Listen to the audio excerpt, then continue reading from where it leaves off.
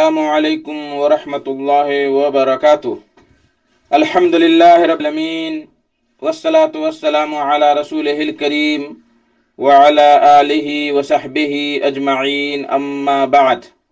عن ابی ہریرہ رضی اللہ تعالی عنہ قال قال النبی صلی اللہ علیہ وسلم الفطرۃ خمس او خمس من الفطرہ: الختان والاستحداد وتقلیم الاظفار ونتف الابط وقص الشارب، رواہ البخاری و مسلم۔ میرے محترم ساتھیوں، بزرگوں، دوستوں، میری ماں اور بہنوں، سامعین و سامعات کرام، آج 5 شوال 1441 ہجری، 29 مئی 2020 عیسوی، 16 گت جیٹھ 2077 بکرمی، جمعہ کا دن، میں محمد مستقیم مدنی آپ لوگوں کی خدمت میں صدائے حق کا program Janak Nandini FM 95.5 megahertz پر لے کر حاضر ہو گیا ہوں۔ انشاءاللہ تبارک و تعالی روزانہ کی طرح آج بھی آپ سب سے پہلے تلاوت قرآن مجید سماعت فرمائیں گے، پھر ایک نعت اور پھر ایک بڑے عالم کا خطاب سماعت فرمائیں گے۔ تو لیجئے پروگرام کے آغاز میں ہم سب مل کر تلاوت قرآن سن لیتے ہیں۔ اعوذ باللہ من الشیطان الرجیم، بسم اللہ الرحمن الرحیم۔ ولما جاءهم رسول من عند الله مصدق لما معهم نبذ فريق من الذين أوتوا الكتاب كتاب الله وراء ظهورهم كأنهم لا يعلمون واتبعوا ما تتلو الشياطين على ملك سليمان وما كفر سليمان ولكن الشياطين كفروا يعلمون الناس السحر وما أنزل على الملكين ببابل هاروت وماروت وما يعلمان من أحد حتى يقولا إنما نحن فتنة فلا تكفر فيتعلمون منهما ما يفرقون به بين المرء وزوجه وما هم بضارين به من أحد إلا بإذن الله ويتعلمون ما يضرهم ولا ينفعهم وَلَقَدْ عَلِمُوا لَمَنِ اشْتَرَاهُ مَا لَهُ فِي الْآخِرَةِ مِنْ خَلَاقٍ وَلَبِئْسَ مَا شَرَوْا بِهِ أَنفُسَهُمْ لَوْ كَانُوا يَعْلَمُونَ۔ اللہ اکبر، اللہ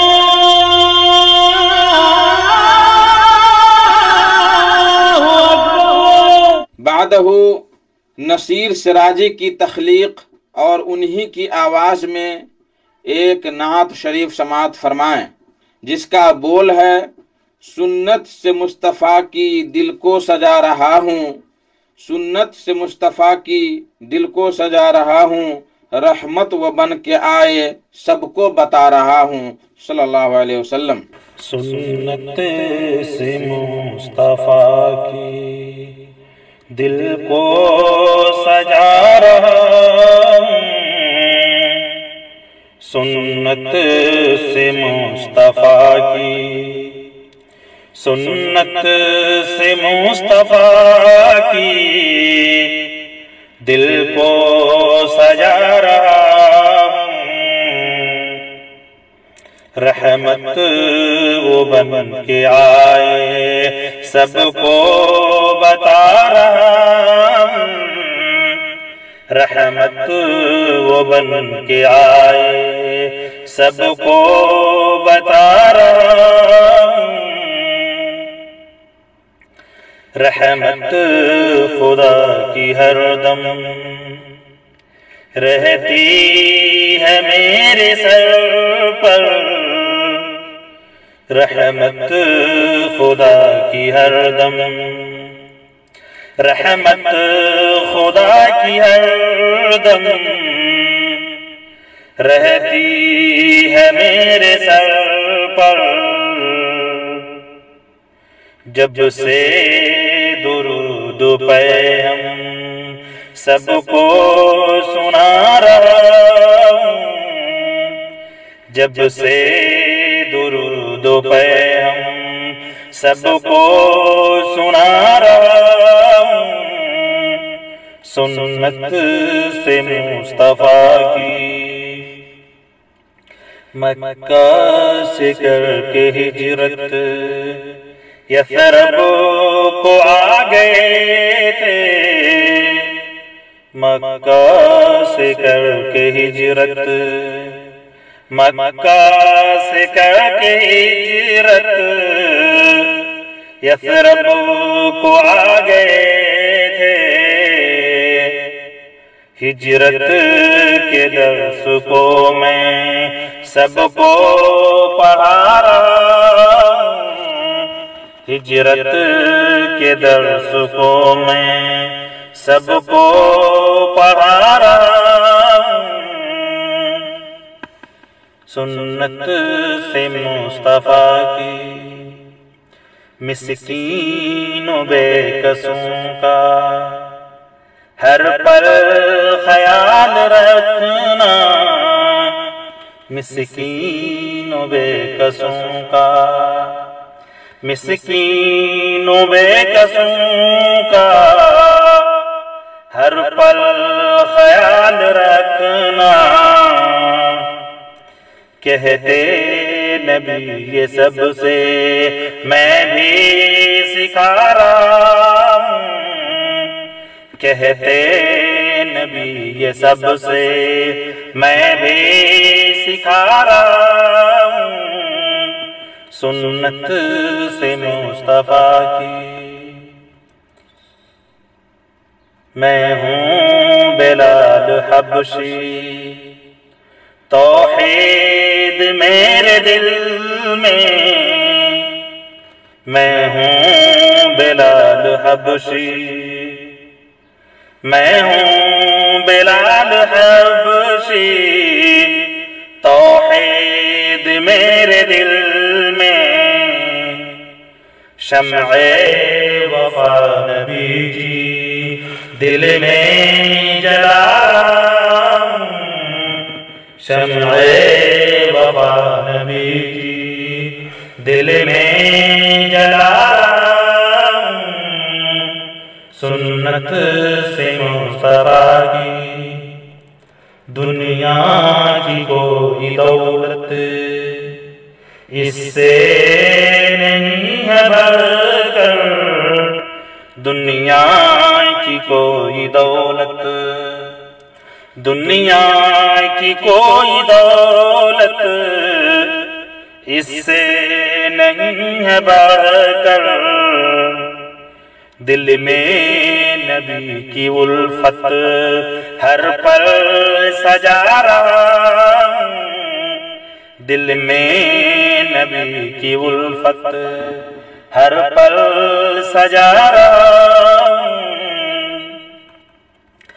باد بہار چھو کر مجھ کو نصیر جاتی، باد بہار چھو کر، باد بہار چھو کر مجھ کو نصیر جاتی، نعت نبی زباں سے جب گنگنا رہا ہوں، نعت نبی زباں سے جب گنگنا رہا ہوں، سنت سے مصطفیٰ کی، سنت سے مصطفیٰ کی دل کو سجا رہا ہوں، رحمت وہ بن کے آئے سب کو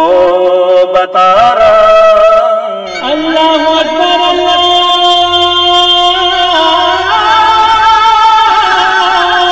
اکبر۔ میرے محترم ساتھیوں، میں نے ایک حدیث آپ لوگوں کی خدمت میں پڑھی ہے جس میں نبی کریم صلی اللہ علیہ وسلم ارشاد فرماتے ہیں کہ فطرت سے نیچرلی چیز ہے یہ کہ 5 چیزیں نیچرلی ہے، انسان کو سکھانے کی ضرورت نہیں پڑتی ہے، لیکن خود بخود انسان سمجھتا ہے کہ ہمیں یہ کرنا چاہیے، جس میں پہلی چیز ہے ختنہ کرنا، جس کو عام زبان میں لوگ مسلمانی کرنا کہتے ہیں، ختنہ کرنا۔ اور ختنہ یہ بہت ہی سائنسی اعتبار سے، ڈاکٹری اعتبار سے بہت ہی فائدہ اور بہت ہی مفید چیز ہے۔ جس کا ختنہ نہیں ہوتا ہے وہ 1000 بار غسل کر لے، وہ ناپاک کا ناپاک ہی رہتا ہے، اس لیے کہ پیشاب کے کئی قطرات اور اس کے اثر اس چھالے کے نیچے باقی رہ جاتا ہے، جو وہ چھالا اگر کٹا ہوا نہیں ہے تو۔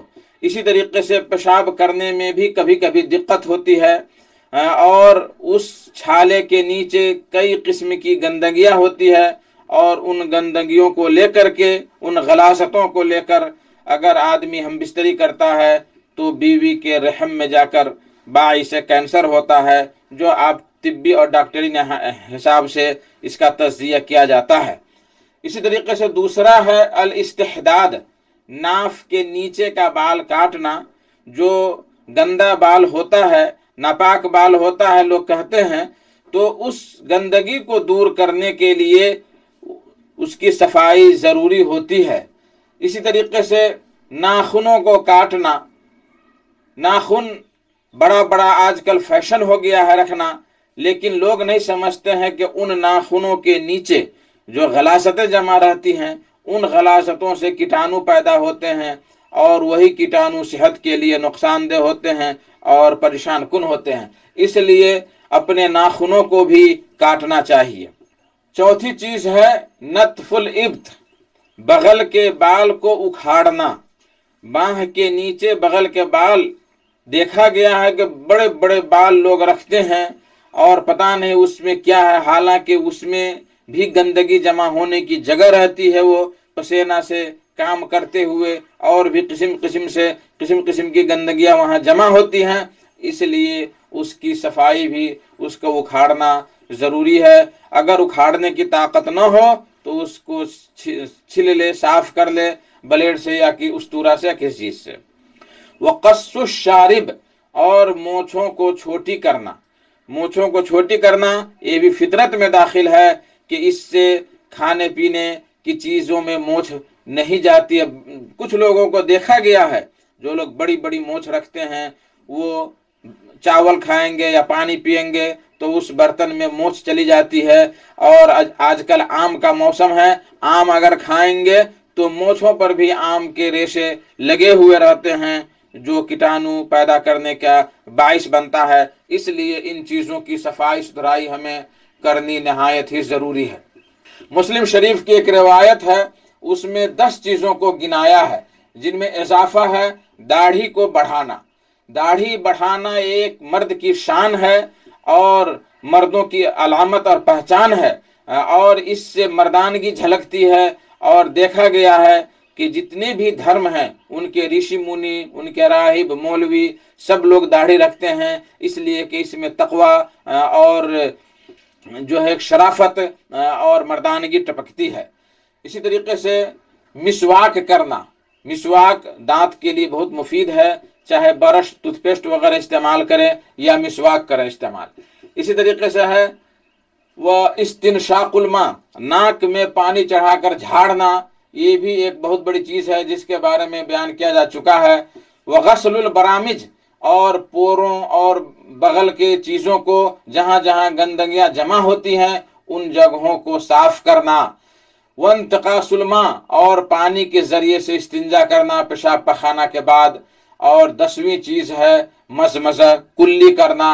تو میرے بھائی اور دوستو، یہ 10 چیزیں کس میں داخل ہے؟ فطرت میں داخل ہے، نیچرلی چیزیں ہیں۔ اگر ان 10 چیزوں پر اگر ہم عمل کریں گے تو انشاءاللہ تعالی کرونا وائرس سے لڑنے کا ہمیں بہت بڑا سامان حاصل ہو جائے گا۔ آج کے خطیب ہیں فضیلت الشیخ محمد ہارون مدنی، جو مدرسہ دارالکتاب و سنہ اور مدرسہ حفص علی البنات روتھٹ کے مدرس ہیں، وہ خطاب فرمائیں گے۔ عنوان ہے موت ایک اٹل حقیقت۔ تو لیجئے شیخ سے ان کا محاضرہ سماعت فرمائیں۔ السلام علیکم ورحمۃ اللہ وبرکاتہ۔ الحمد للہ رب العالمین، والصلاة والسلام على أشرف الأنبياء والمرسلين نبينا محمد وعلى آله وأصحابه أجمعين، أما بعد.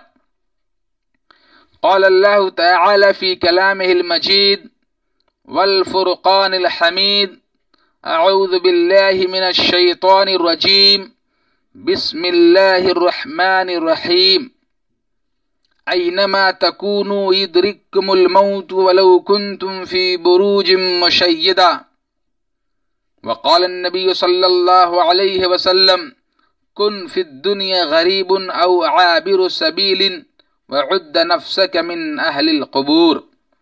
وقال شاعر: الموت قدح كل نفس شاربه، الموت قدح كل نفس شاربه، والقبر باب كل نفس داخله.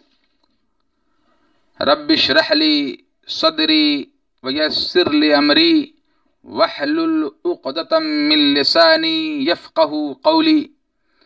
رب اشرح لي صدري ويسر لي أمري واحلل عقدة من لساني يفقه قولي.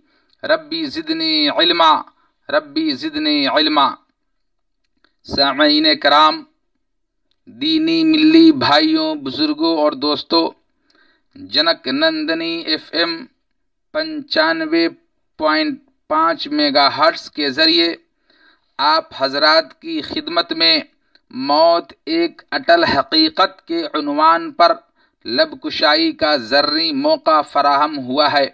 اس پر ہم اللہ رب العالمین کے شکریہ کے بعد فضیلت الشیخ محمد مستقیم صاحب مدنی حفظہ اللہ کا بے حد ممنون و مشکور ہوں، فجزاہ اللہ احسن الجزاء.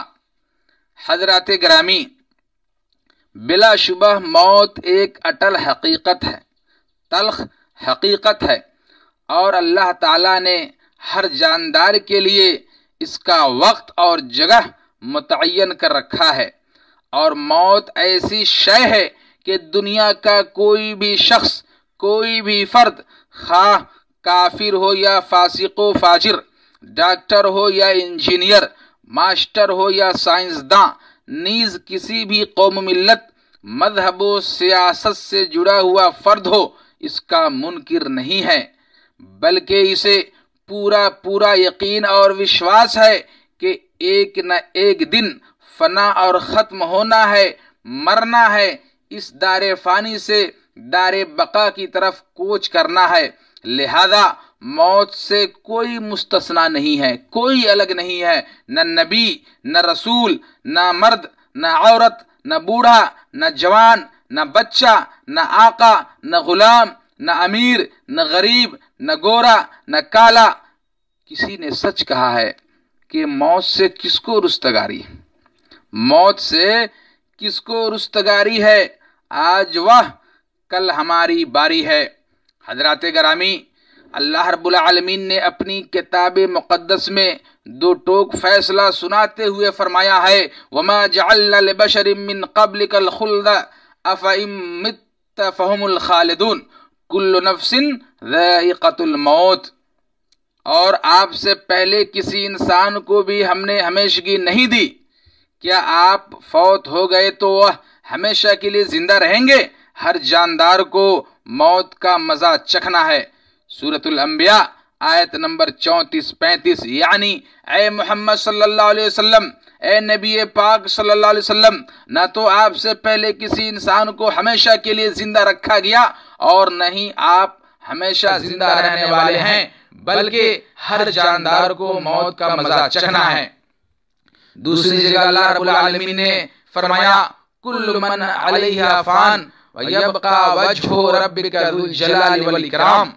اس آیت کے ضمن میں، اس آیت کے تناظر میں شاعر کا شعر کہ زندگی کہتے ہیں جس کو 4 دن کی بات ہے، زندگی کہتے ہیں جس کو 4 دن کی بات ہے، بس ہمیشہ رہنے والی ایک خدا کی ذات ہے. اور حضرت ابو ہریرہ رضی اللہ تعالی عنہ بیان کرتے ہیں کہ ارسل ملک الموت الى موسیٰ علیہ السلام فلما جاءه سکہ فرجع الى ربه فقال ارسلتنی الی عبد لا يريد الموت قال ارجع الیہ فقل له يده على متن ثور فله بما غطى يده بكل شعرة سنة قال أي رب ثم ماذا قال ثم الموت قال فالآن رواہ البخاری کہ موت کے فرشتے کو حضرت موسیٰ علیہ السلام کی طرف بھیجا گیا، چنانچہ وہ جب ان کے پاس آیا تو انہوں نے اسے تھپڑ رسید کر دیا، مار دیا اور اس کی ایک آنکھ پھوڑ ڈالی۔ وہ اپنے رب کے پاس واپس لوٹا اور کہا تو نے مجھے اس بندے کی طرف بھیجا جو موت کا خواہش مند نہیں، وہ نہیں چاہتا کہ اسے موت ہو۔ تو اللہ تعالیٰ نے اس کی آنکھ اسے واپس لوٹائی اور کہا جاؤ اور اس سے کہو کہ وہ ایک بیل کی پیٹھ پر اپنا ہاتھ رکھے، پھر جتنے بال اس کے ہاتھ کے نیچے آئیں ان میں سے ہر بال کے بدلے اس کے لیے 1 سال مزید ہے، یعنی ہر بال کے بدلے اسے 1 سال بڑھا دیا جائے گا۔ تو حضرت موسیٰ علیہ السلام نے کہا اے میرے رب، اے میرے پروردگار، اس کے بعد پھر کیا ہوگا؟ تو اللہ تعالیٰ نے فرمایا پھر موت، یعنی آخر موت آ کر ہی رہے گی۔ تو انہوں نے کہا پھر تو موت ابھی منظور ہے۔ اس حدیث سے ثابت ہوا کہ موت سے قطعاً چھٹکارا نہیں ہے، چاہے کوئی کتنی لمبی عمر کیوں نہ پائے، ایک نہ ایک دن موت کا مزہ چکھنا ہے۔ حضرات، موت ایسی چیز ہے جو اپنے وقت مقررہ پر ہی آتی ہے، نہ ایک لمحہ پہلے آتی ہے اور نہ ایک لمحہ تاخیر سے آتی ہے۔ اللہ تعالیٰ کا فرمان ہے وَلَن يُؤَخِّرَ اللَّهُ نَفْسًا إِذَا جَاءَ أَجَلُهَا وَاللَّهُ خَبِيرٌ بِمَا تَعْمَلُونَ، سورۃ المنافقون آیت نمبر 11، کہ جب کسی کا مقررہ وقت آ جاتا ہے تو اسے اللہ تعالیٰ ہرگز مہلت نہیں دیتا، چھوٹ نہیں دیتا، اور جو کچھ تم کرتے ہو اس سے اللہ تعالیٰ بخوبی باخبر ہے، بخوبی جانتا ہے۔ کسی انسان کو نہ موت کا وقت معلوم ہے اور نہ اسے یہ پتا ہے کہ یہ کہاں آئے گی، بے خبر ہے۔ اپنی موت کے مقررہ وقت پر کوئی جس حالت میں ہوگا اور جہاں ہوگا اسے موت آ کر رہے گی۔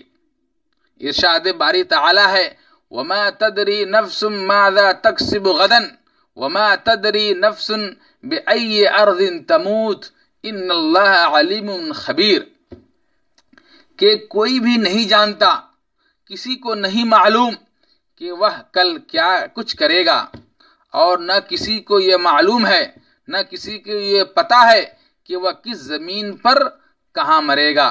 بے شک اللہ تعالیٰ بہت جاننے والا اور نہایت باخبر ہے۔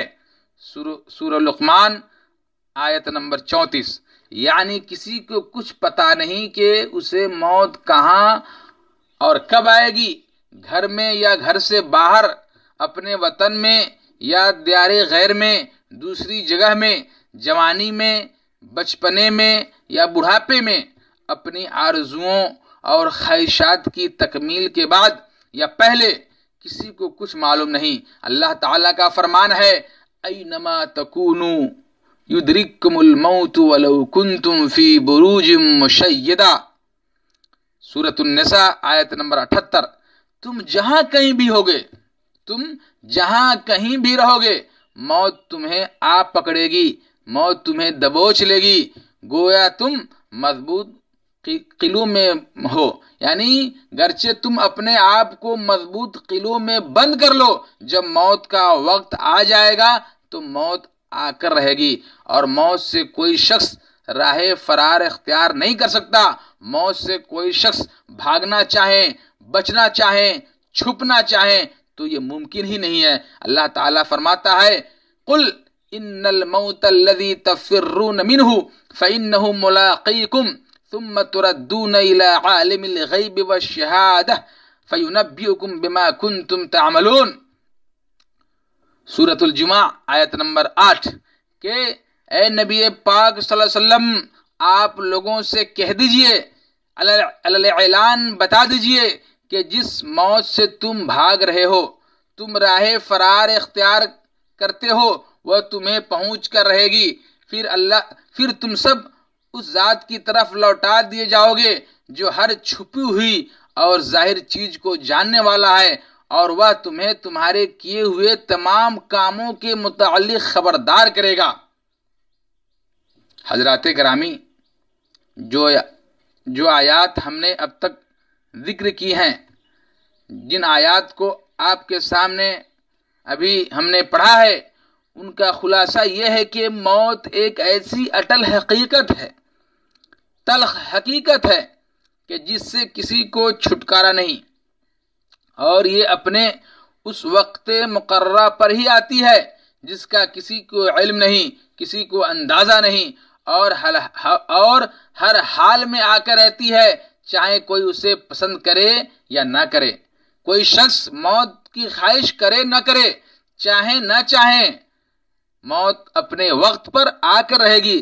لہذا ہر انسان کو موت سے پہلے کا وقت غنیمت تصور کرنا چاہیے، اور اسے اللہ تعالیٰ کی اطاعت و فرما برداری میں ہی لگانا چاہیے، تاکہ جب اس کی موت آئے تو اس کا پروردگار اسے راضی ہو۔ ورنہ اگر انسان اپنی زندگی مستی اور عیش پرستی میں گزار دے اور اس دوران اس دھوکے میں پڑا رہے کہ ابھی نیکی اور توبہ کرنے کو بہت وقت پڑا ہے، بہت وقت باقی ہے، اور پھر اسی حالت میں اس کی موت آ جائے تو اس سے بڑھ کر سیاہ بختی اور محرومی اور کیا ہوگی۔ اللہ تعالیٰ فرماتا ہے وَأَنفِقُوا مِمَّا رَزَقْنَاكُم مِّن قَبْلِ أَن يَأْتِيَ أَحَدَكُمُ الْمَوْتُ فَيَقُولَ رَبِّ لَوْلَا أَخَّرْتَنِي إِلَىٰ أَجَلٍ قَرِيبٍ فَأَصَّدَّقَ وَأَكُن مِّنَ الصَّالِحِينَ، کہ جو کچھ ہم نے تمہیں دے رکھا ہے، جو کچھ ہم نے تجھے مال و دولت سے نوازا ہے، اس میں سے موت کے آنے سے پہلے پہلے ہماری راہ میں یعنی اللہ کے راستے میں خرچ کر لو۔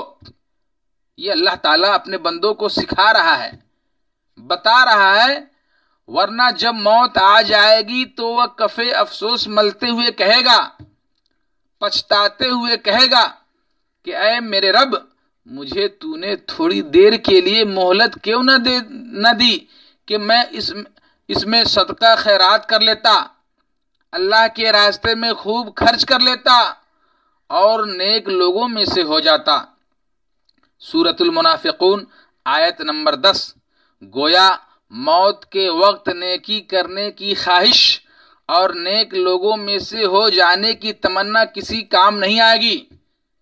اللہ تعالیٰ الگ سے کسی کی سفارش کو سنتے ہوئے چھوٹ نہیں دے گا، اس لیے وہ وقت آنے سے پہلے ہی انسان کو نیکی اور توبہ کر لینی چاہیے۔ کیوں انسان اس فخر و گھمنڈ و غرور میں ہے؟ کیوں وہ سوچتا ہے کہ مجھے موت نہیں آئے گی؟ کیوں خواب غفلت میں پڑا ہوا ہے، خواب خرگوش میں ہے کہ موت نہیں آئے گی؟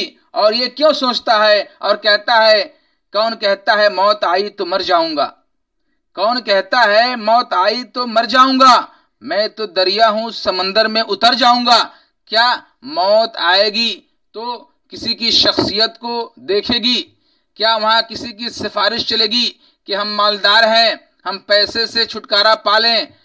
کیا اللہ رب العالمین کے یہاں سفارش کرائیں اور ہمارے وقت کو ٹال دے؟ ہرگز ہرگز ایسا نہیں ہوگا۔ اللہ تعالیٰ کلام مقدس کے اندر ارشاد فرماتا ہے لن یؤخر اللہ نفسا اذا جاء اجلها، لن یؤخر اللہ نفسا اذا جاء اجلها، کہ اللہ رب العالمین ہرگز ہرگز موت کے وقت کو، جو متعینہ وقت ہے، اللہ رب العالمین ہرگز ہرگز نہیں ٹالے گا کسی بھی نفس کو۔ یہاں نفس نکرہ ہے، کسی بھی نفس، چاہے وہ نفس کسی ولی کا ہو، نبی کا ہو، کسی مالدار کا ہو، کسی کا نفس ہو، کسی کی جان ہو، اللہ تعالیٰ نے فرمایا لن یؤخر، کہ نہیں مؤخر کیا جائے گا، نہیں ٹالا جائے گا۔ لن یؤخر اللہ نفسا اذا جاء اجلها، جب اس کا وقت آ جائے گا، جب اس کا مقررہ وقت ہے آ جائے گا، تو اللہ تعالیٰ کسی کے جان کے لیے، کسی بھی نفس کے لیے اللہ تعالیٰ مہلت نہیں دے گا، اس کے وقت کو نہیں ٹالے گا۔ لن یؤخر اللہ نفسا اذا جاء اجلها واللہ خبیر بما تعملون، اور اللہ رب العالمین خبر رکھنے والا ہے، جانکاری رکھنے والا ہے جو کچھ تم عمل کرتے ہو۔ برادران اسلام، موت کو ہر دم یاد رکھنا چاہیے اور کبھی اس سے غافل نہیں ہونا چاہیے، اور ہر انسان کو اپنے ان رشتہ داروں اور دوستوں کے متعلق سوچنا چاہیے کہ جو کل تک دنیا میں اس کے ساتھ تھے، موجود تھے، اٹھتے تھے، بیٹھتے تھے، اور آج مٹی کے ڈھیر تلے دب چکے ہیں، دفن ہو چکے ہیں۔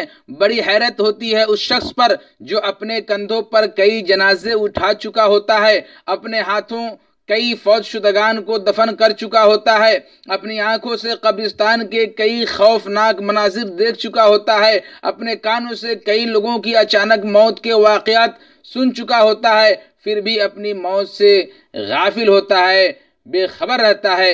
امام ابن قدامہ نے موت کی یاد کے حوالے سے لوگوں کو 3 قسموں میں تقسیم کیا ہے۔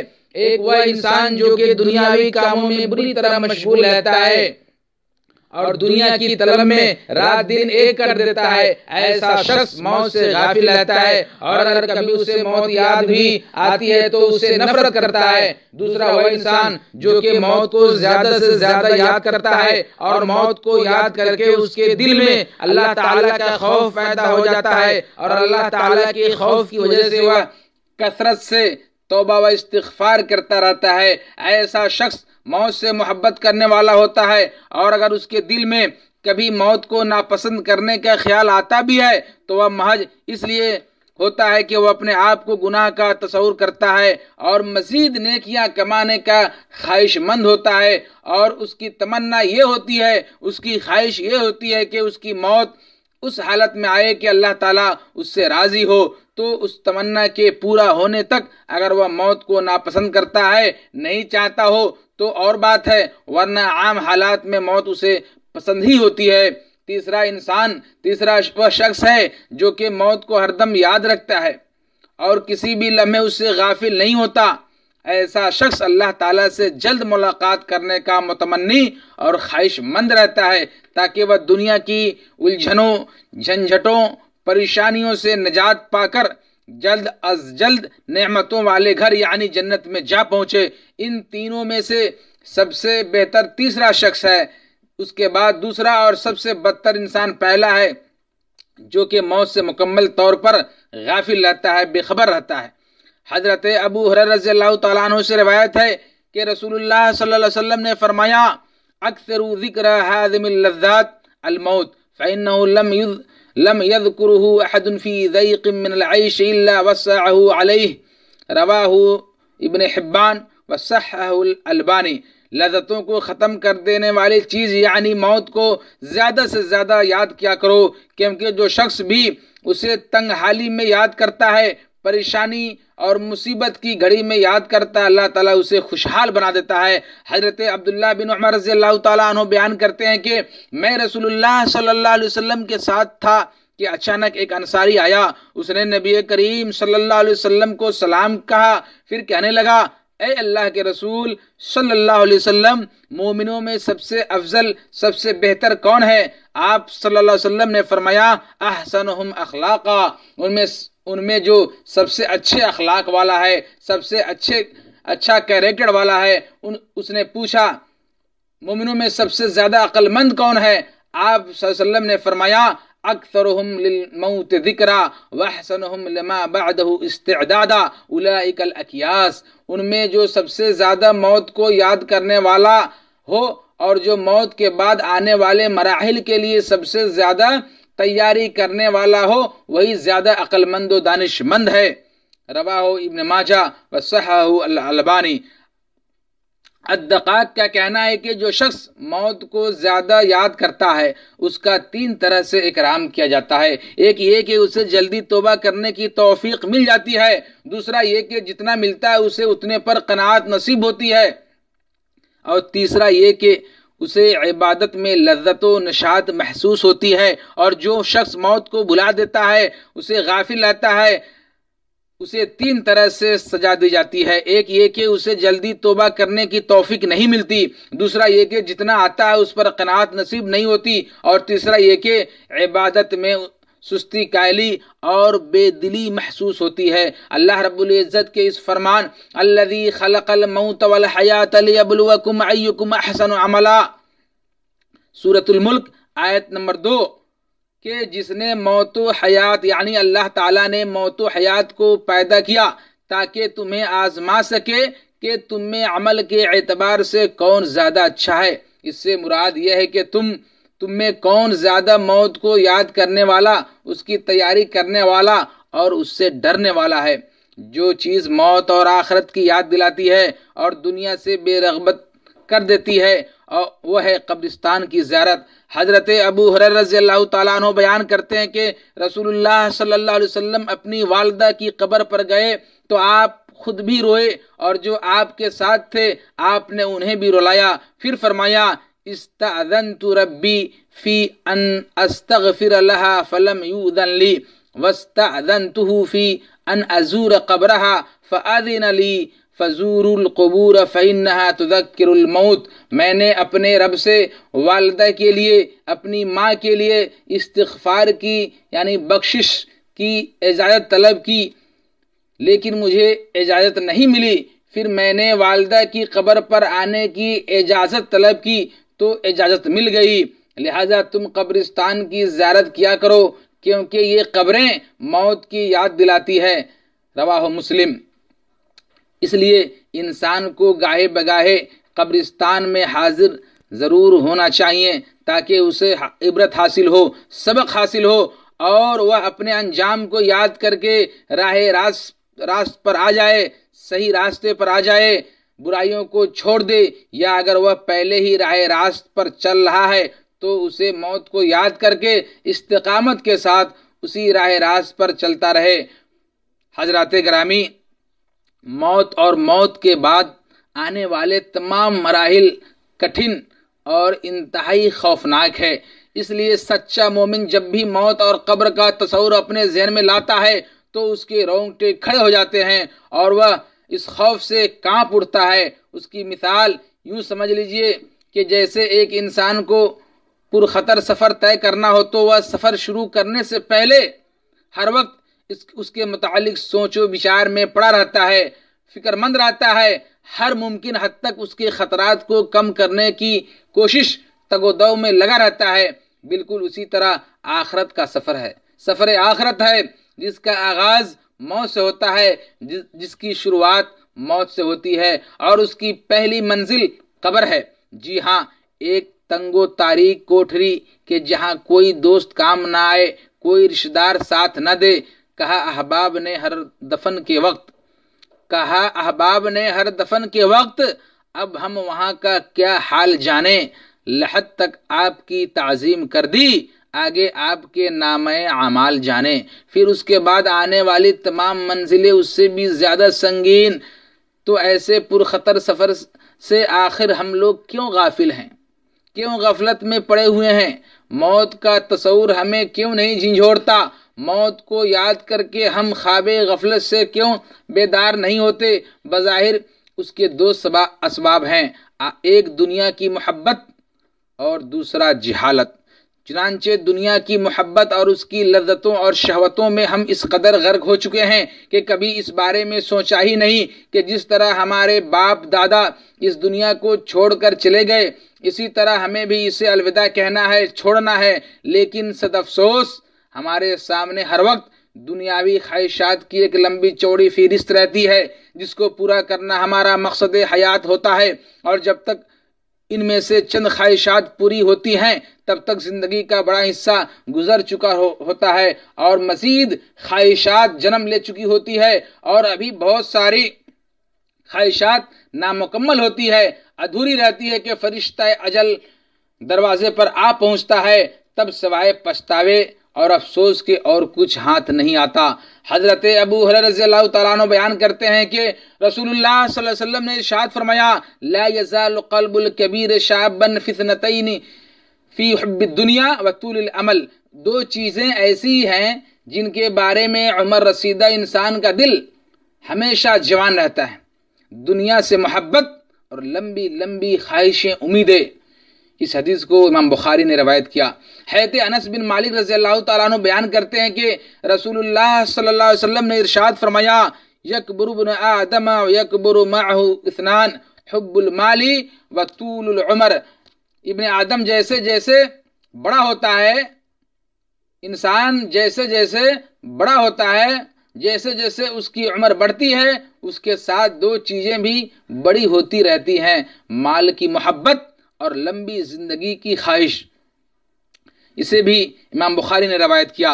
حالانکہ ابن آدم ذرا سا سوچے تو اسے یقین ہو جائے کہ اس کی موت نے تو اسے چاروں طرف سے گھیر رکھا ہے، جیسا کہ حضرت عبداللہ بن مسعود رضی اللہ عنہ بیان کرتے ہیں کہ رسول اللہ صلی اللہ علیہ وسلم نے ایک مربع لکیر کھینچی، پھر اس کے عین درمیان میں ایک اور لکیر کھینچی جو ایک جانب سے باہر کو جا رہی تھی۔ اس کے بعد آپ صلی اللہ علیہ وسلم نے درمیان والی لکیر کی دونوں جانب چھوٹی چھوٹی اور لکیریں کھینچی، پھر ارشاد فرمایا، ھذا الانسان وھذا اجلہ محیط بہ وھذا الذی ھو خارج عملہ وھذہ الخطط الصغار الاعراض فإن اخطاہ ھذا نحشہ ھذا وإن اخطاہ ھذا نحشہ ھذا۔